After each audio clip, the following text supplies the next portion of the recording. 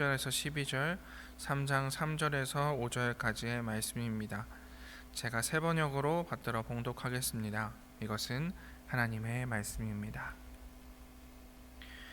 다윗은 죽어서 그의 조상과 함께 다윗 성에 안장되었다. 다윗 왕이 이스라엘을 다스린 기간은 40해이다.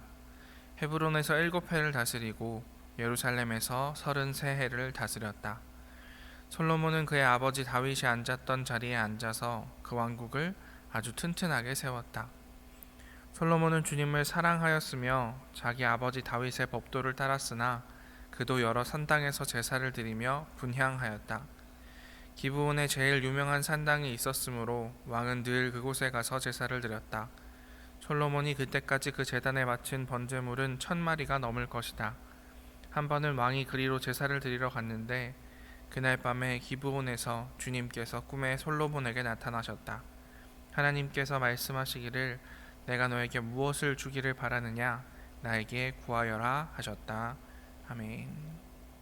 오늘 열왕기상 2장 10절에서 12절까지의 말씀 그리고 3장 3절부터 5절까지의 말씀을 가지고 그러나 라는 제목으로 하나님 말씀 나누도록 하겠습니다. 오늘 본문은 여러분이 흔히 알고 계시는 솔로몬의 꿈 이야기가 담겨있는 열왕기상 3장의 말씀입니다. 다윗 왕이 죽고 솔로몬이 왕이 되었습니다.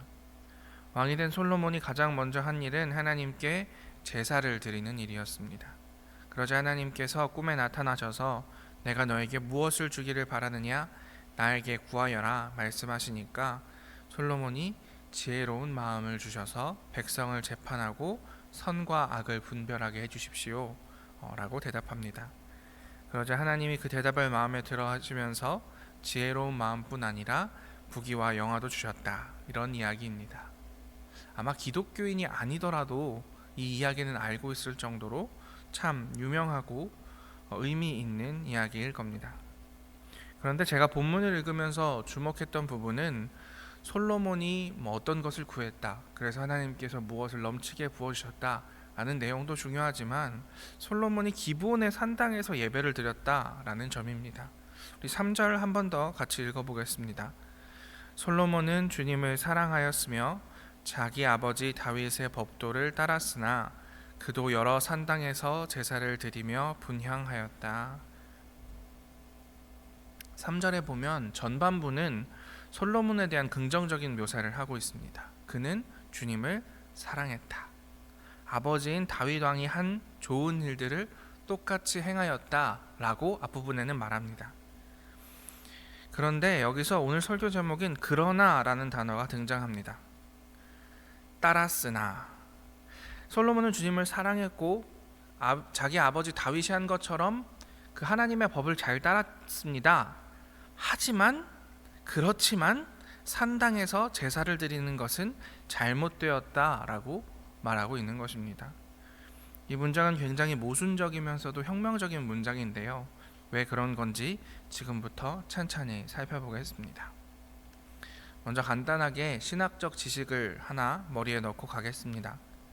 구약을 편집하고 기록했던 두 개의 그룹이 있었습니다.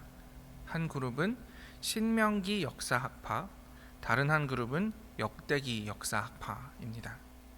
신학교에서는 신명기 사가, 역대기 사가라고 부르는데요. 신명기 역사학파는 바벨론 포로기에 모세로부터 포로기까지 이스라엘 역사를 신명기, 여호수아, 사사기, 사무엘, 열왕기서를 통해서 정리하여 북왕국의 멸망을 신학적으로 설명하려고 한 사람들이 신명기 학파 사람들입니다. 역대기 역사학파는 신명기 역사학파가 기록한 사무엘 열왕기를 기반으로 하여 역대기를 기록하고 에스라, 느헤미야서에서 왕국 시대와 포로 및 귀환 공동체, 에스라와 느헤미야의 종교개혁 시대를 그리고 있는 사람들입니다. 그래서 열왕기서와 역대기서는 같은 이스라엘 역사를 기록하고 있음에도 불구하고 그 내용이나 강조점의 차이를 보이기도 합니다.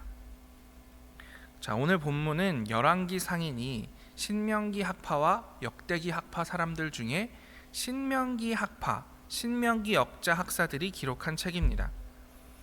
이 신명기 역사학자들이 기준으로 생각하는 신명기의 가장 두드러진 주장 중 하나는 예배의 장소에 대한 부분입니다.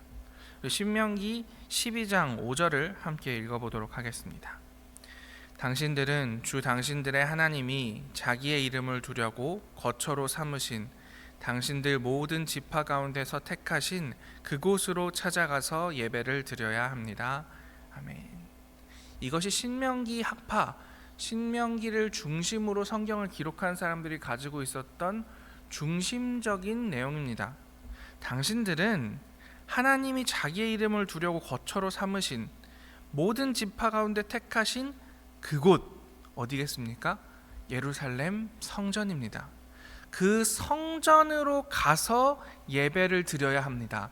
그것이 무엇보다 우리들의 종교 생활에 중요합니다 라고 이야기하는 것이 신명기 학파 사람들의 주장이었습니다.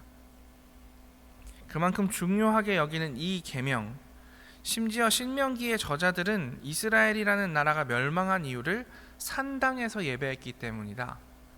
이스라엘이 멸망한 이유는 성전에 가서 성전 중심으로 하나님께 예배하지 않고 산당이라는 잘못된 예배당을 만들고 그곳에서 예배했기 때문에 이스라엘이 멸망한 것이다 라고 그들은 평가합니다.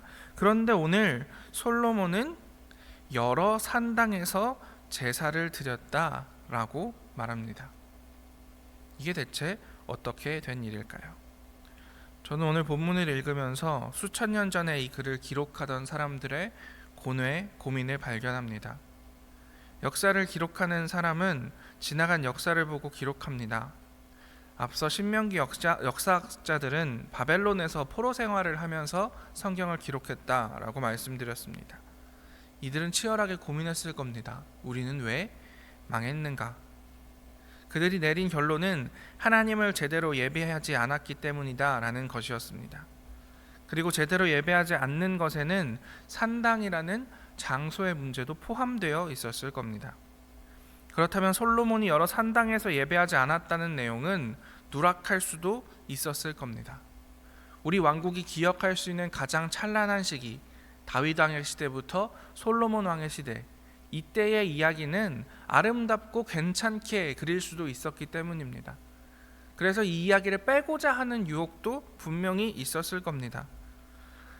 그러나 솔로몬도 여러 산당에서 예배드렸다라는 이야기를 넣지 말고 솔로몬은 왕이 되자마자 하나님께 예배를 드리는 훌륭한 왕이었다라고만 기록해도 될 겁니다. 그렇다고 해서 거짓을 기록한 것은 아니니까요. 그런데 왜, 어떻게 이들은 이 문장을 남겼을까요? 이 문장을 남길까 말까, 그러나를 쓸까 말까를 가지고 얼마나 많은 고민과 토론이 있었을까요? 그럼에도 불구하고 이들은 그러나를 기록합니다. 있었던 사실을 씁니다. 그랬었다고 말합니다. 당시의 사람들은 산당에서 예배를 드렸다고. 그들은 산당에서 예배를 드리는 것에 문제를 느끼지 못했다고 말합니다. 솔로몬에 대해서도 말합니다. 이런 문제도 있었지만 처음에 그는 지혜로운 마음을 구할 줄 아는 멋진 사람이었다라고 기록하고 있습니다. 그러고 보면 성경은 사람의 입체적임에 대해서 말합니다. 그러나 라고 불릴 수 있는 것들이 여러 군데 기록되어 있습니다. 다윗도 그렇습니다. 하나님을 누구보다 사랑했다. 그러나 그는 자신의 충성스러운 동료를 죽이고 그의 아내를 빼앗았다. 노아도 그렇습니다. 가장 하나님을 잘 섬기는 사람, 하나님이 그에게 세상을 믿고 맡기는 사람이었다. 그러나 술을 절제하지 못해 자식들에게 부끄러운 모습을 보였다. 믿음의 조상이라고 불리는 아브라함도 마찬가지입니다. 믿음의 조상 아브라함은 자녀보다도 하나님을 더 사랑해 하나님께 선택받은 사람이었다. 그러나 죽을까 두려워 2번이나 아내를 팔아넘긴 사람이었다. 많은 고민이 있었겠지만 때로 그들이 이것을 기록할까 말까 토론하다가 큰 소리가 나기도 하고 몇몇 사람들은 마음이 상해서 그 그룹을 떠났을지도 모르지만 이 신명기 역사학자들은 그러나를 기록합니다. 마치 자신들이 하나님인 양 굴지 않습니다. 우리의 부족함은 우리도 알아. 우리는 때때로는 신실하지만 때때로는 마치 하나님이 없는 것처럼 사는 그런 사람들이라고 고백합니다. 완벽하지 않은 충분히 입체적인 우리를 고백하고 있는 것입니다. 우리도 마찬가지일 겁니다. 어떤 때는 누구보다 하나님이 간절하고 신실한 것처럼 느껴지다가도 어떨 때에는 다른 차원에 계신 하나님이 마치 존재하지 않는 것처럼 의기탱천해서 살아갑니다. 그런 사람들이 모인 곳이니 교회도 마찬가지일 겁니다. 세상 어느 것보다 마침내 임할 하나님의 나라와 비슷한 곳이 교회여야 하지만 아직 그러지 못하니 여러 각도가 있을 겁니다. 어떤 각은 너무 뾰족해서 이웃들을 찌르는 만행을 할지도 모릅니다. 또 어떤 사람들은 하나님이 계신 것 같지 않게 사는 것처럼 보일 수도 있겠지요. 그것이 현실입니다. 그렇기 때문에 오늘 우리는 성경에서 그러나를 맑게 띄워 직시했으면 좋겠습니다. 누구나 내가 속한 곳에 그러나는 말하고 싶지 않을 겁니다. 내가 속한 곳은 너무 좋은 곳이야, 하나님 사랑하는 곳이야 라고만 말하고 싶겠지요. 나의 그러나는 더욱더 말하고 싶지 않을 겁니다. 내 안에, 내 삶에 수많은 그러나가 있지만 교회에 와서는 우리 마치 하나님만 섬기는 사람처럼 가면을 쓰고 살아가는 것 또한 사실입니다. 그렇지만 그럼에도 불구하고 우리는 그러나를 숨기지 않았으면 좋겠습니다. 어떤 사람들은 그러지 말자고 합니다. 교회의 좋은 모습을 보여야지 자꾸 안 좋은 모습을 드러낼 필요가 있냐고 말합니다. 애써서 그러나라고 말하면 조롱하고 비방한다고 말하기도 합니다. 하나님의 교회를 욕먹이는 것은 하나님 욕먹이는 것이라고 말하기도 합니다. 하지만 우리는 압니다. 교회는 교회이고 사람은 사람이고 하나님은 하나님이시라는 사실을 말입니다. 하나님은 완벽하신 분이고 하나님의 사랑은 온전하지만 사람은 완벽하지 않고 교회는 완벽하지 않습니다. 우리를 하나님으로 착각해 완벽한 척을 하면 할수록 거짓의 그늘 아래에서 상처받는 사람들, 울고 있는 사람들은 늘어갈 겁니다. 결국은 그 그늘은 드러나고 말겠지요. 사랑하는 성도 여러분, 어쩌면 우리가 그러나라고 말할 수 있는 것은 하나님의 은혜가 아닌가 생각해 봅니다. 우리 보고 하나님처럼 거룩하게 살라고 말씀하셨습니다. 우리에게 예수 그리스도에게까지 자라라고 말씀하셨습니다. 하지만 그것이 지금 당장 일어나야 된다, 그렇게 하지 않으면 나는 너희들을 버릴 거야 라고 하나님께서는 말씀하지 않으십니다. 때때로는 우리의 신앙이 온전한 것 같고 하나님 사랑하는 것 같지만 우리의 삶에 수많은 그러나들이 나타남에도 불구하고 그럼에도 불구하고 난 널 사랑한다, 그럼에도 불구하고 난 널 선택했다, 그럼에도 불구하고 오늘보다 내일이 좀 더 나아지는 삶이라면, 오늘보다 내일이 좀 더 하나님 나라에 가까운 공동체라면 그곳에 내가 있겠다. 그것이 하나님의 뜻이고 하나님의 약속입니다.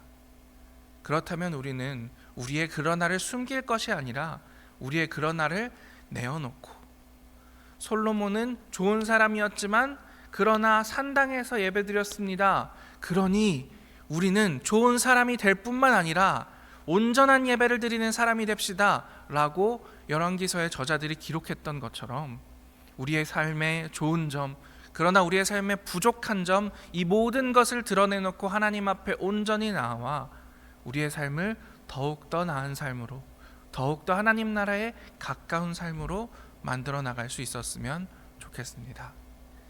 이러한 다짐이, 이러한 정직함이, 이러한 우리의 삶의 변화와 용기가 우리의 삶의 아름다운 교회에 가득하기를 기도하겠습니다. 함께 기도합니다.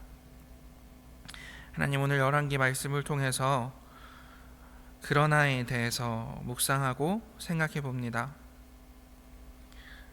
우리의 삶 가운데도 솔로몬 왕처럼 좋은 부분이 있고 또 그렇지 못한 부분들도 있습니다. 우리가 좋은 것 이야기하기를 기뻐할 뿐만 아니라 어렵고 힘든 것들을 드러내며 그것을 고치고자도 애쓰는 사람들 될 수 있도록 인도하여 주십시오. 그래서 하나님 은혜 따라 더 좋은 공동체, 더 좋은 나의 삶 만들어갈 수 있도록 인도하여 주십시오. 모든 말씀 예수님 이름으로 기도합니다. 아멘.